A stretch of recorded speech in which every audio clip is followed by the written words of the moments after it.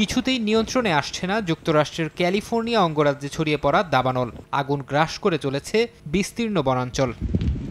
ক্যালিফোর্নিয়ার দক্ষিণাঞ্চলে মঙ্গলবার ছড়িয়ে পড়া দাবানলে এরই মধ্যে পুড়ে ছাই হয়ে গেছে ৩,০০০ একর এলাকা। বিশাল এলাকা জুড়ে জ্বলতে থাকা দাবানল ছড়িয়ে পড়েছে লোকালয়ের কাছে। আগুনের লেলিহান শিখা থেকে বাঁচতে ঘরবাড়ি ছাড়ছেন বাসিন্দারা। এরই মধ্যে বসত ভিটা ছেড়ে নিরাপদ জায়গায় সরে গেছেন অরোভিল অঞ্চলের প্রায় ১৩,০০০ মানুষ।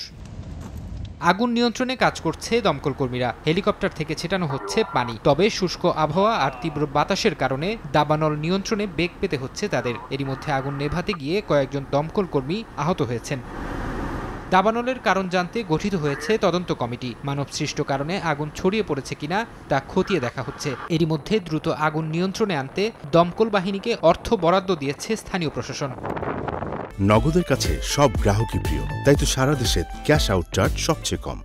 অন্যদিকে গ্রিসের দাবানল এখনও পুরোপুরি নিয়ন্ত্রণে আনা সম্ভব হয়নি। আগুন নেভাতে প্রতিবেশী দেশ থেকে দমকল কর্মী নেয়ার ঘোষণা দিয়েছে দেশটির প্রশাসন। প্রাণহানি ও ক্ষয়ক্ষতি এড়াতে স্থানীয় বাসিন্দাদের নিরাপদে সরে যাওয়ার নির্দেশ দিয়েছে স্থানীয় কর্তৃপক্ষ। ফরহাদ চৌধুরী, সময় সংবাদ।